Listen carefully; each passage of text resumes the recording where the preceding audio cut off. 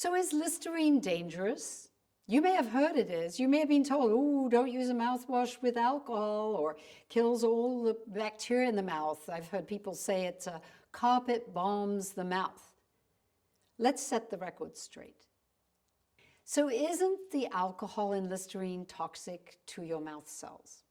What happened was a competitive product company took skin cells in the lab, put them in a Petri dish, which is a small lab dish, and literally soaked those cells in Listerine.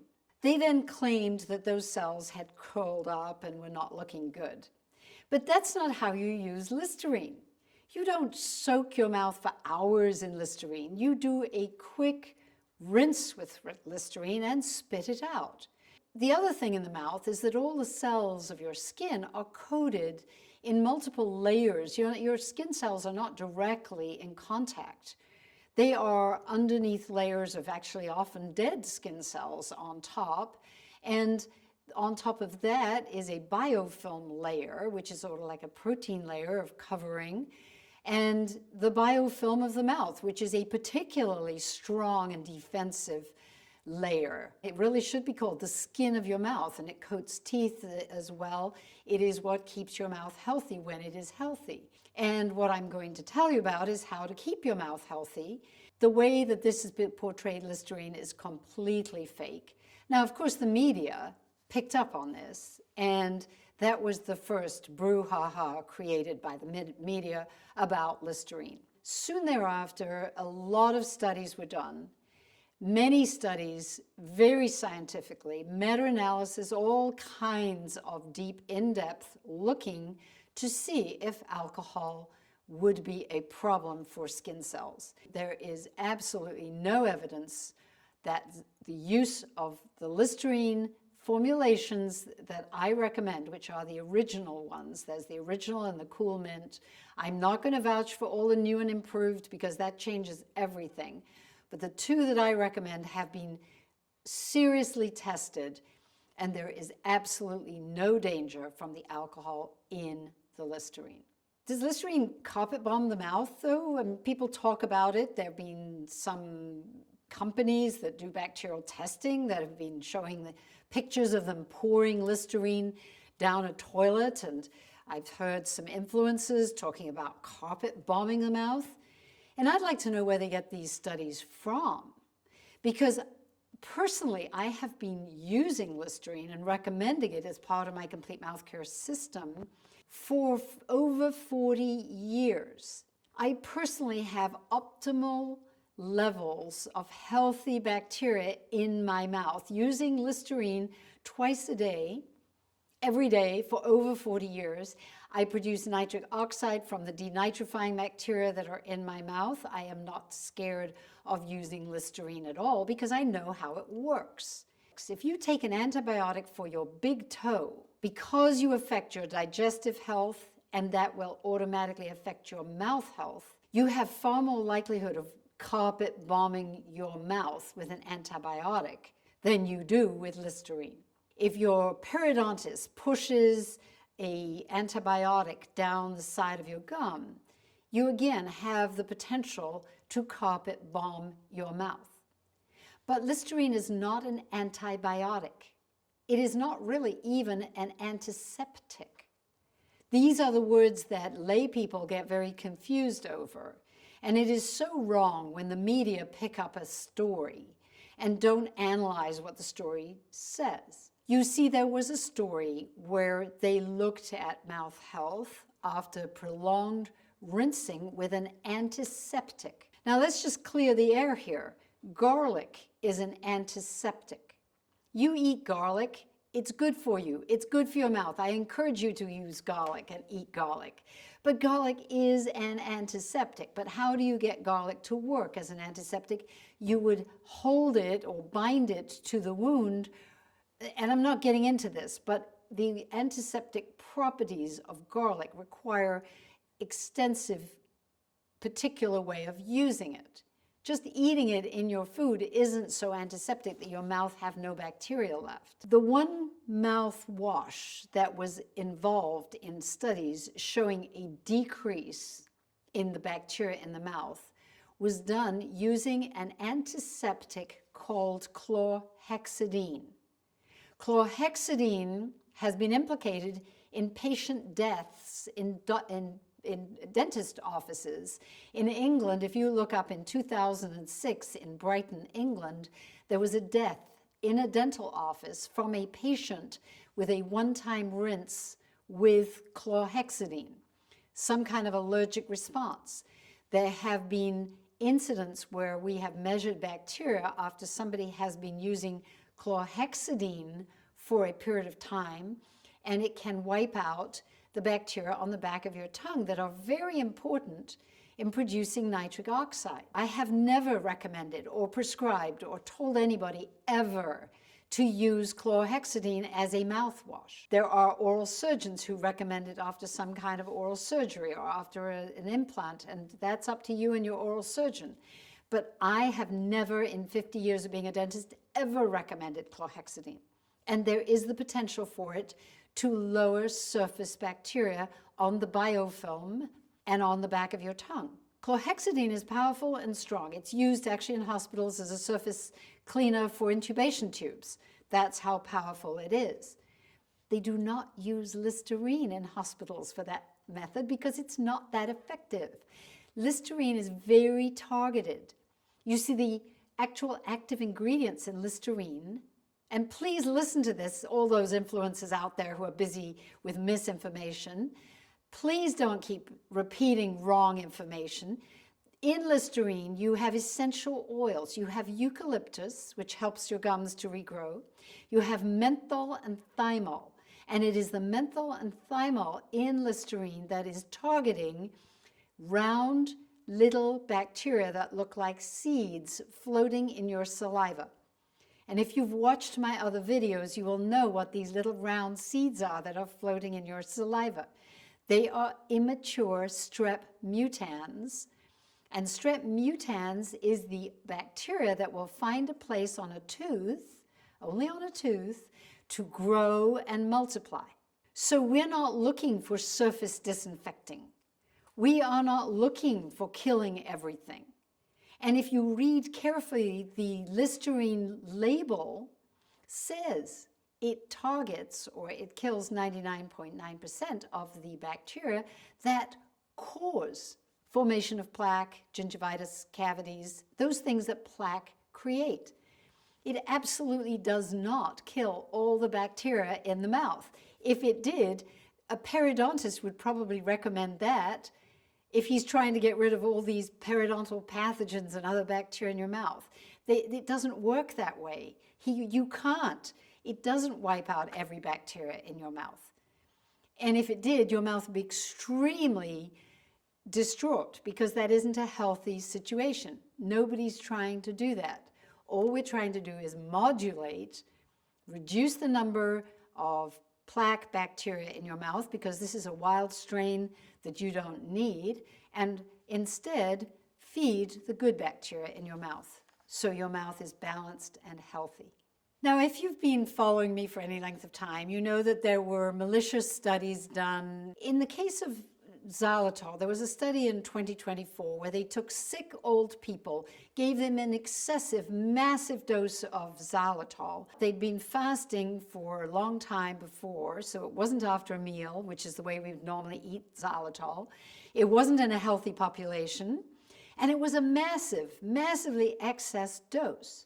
If they had been regular scientists, they would probably have had gradations of dosage, and they would probably have had healthy controls if they wanted to use sickly controls as well. But you wouldn't just choose sickly people and give them massive doses at a very bizarre time to try and fail the test, as it were. And I've known about Xylitol and all the hundreds and hundreds of incredible studies on Xylitol that have come out since 1970. There's one study that was done in this very specific way, was promoted to all the media almost instantly. Within 2 hours, every media outlet had the study to them, but written in such a way that they completely misinterpreted it.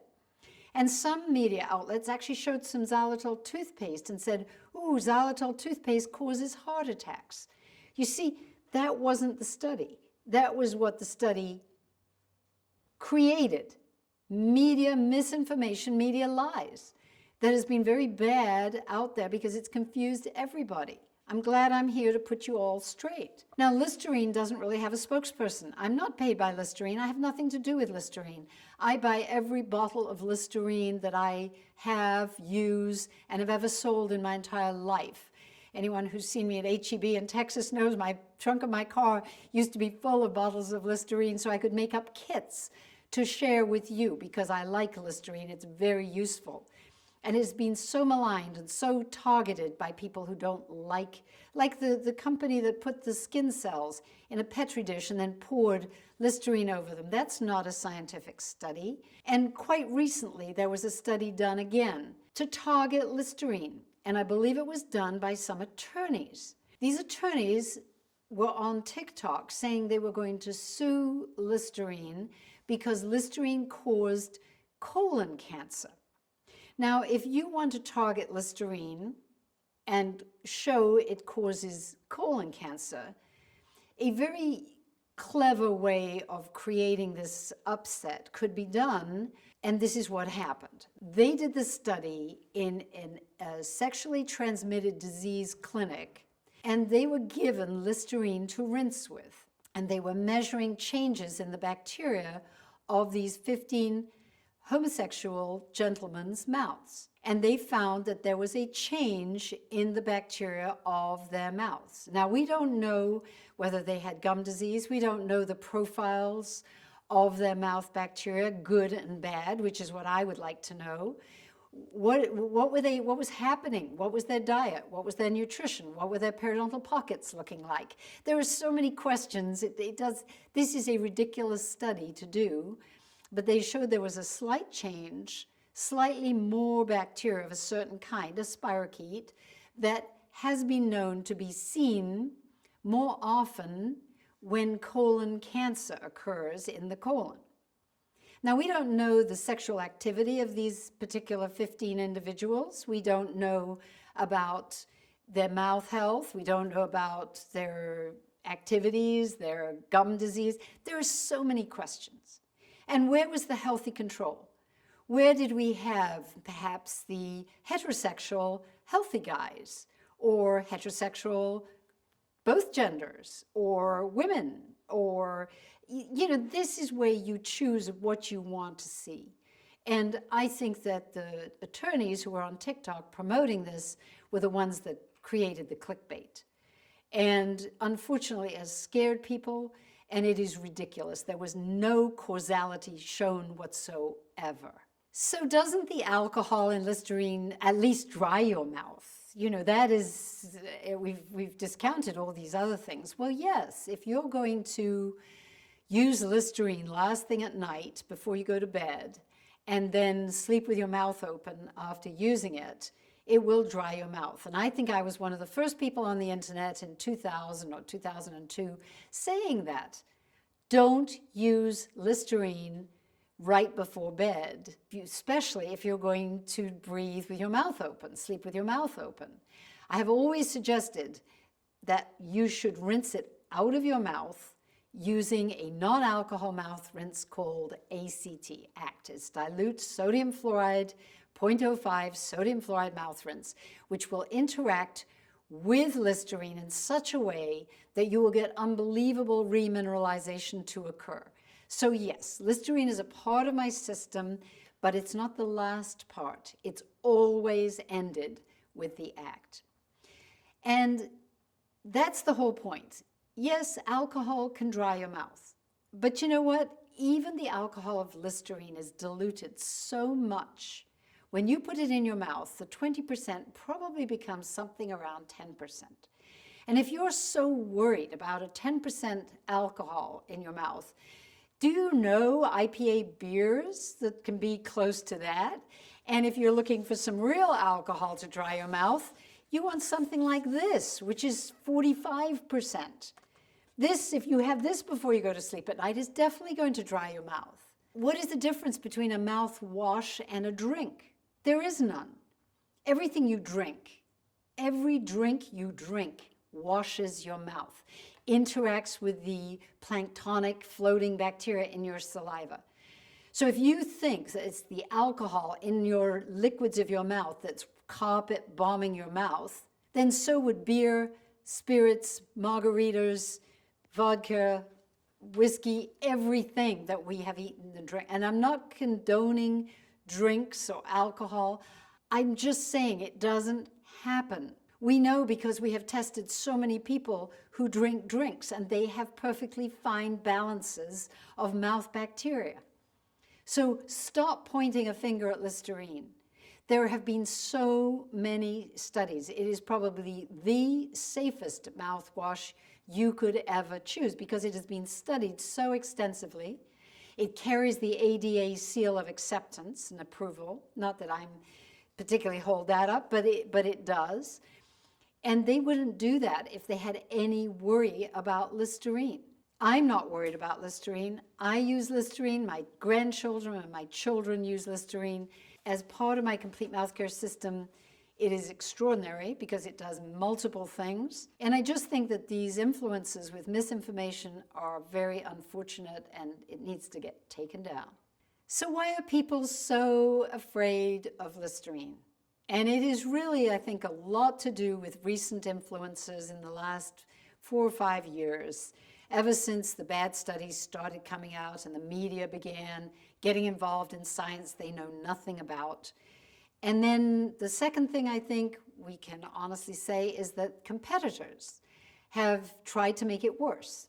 This is like the people who come out with a big sign on the front of their bottle of mouth rinse, you know, no alcohol, because that gives you the impression that alcohol must be bad, and it's not necessarily bad at all.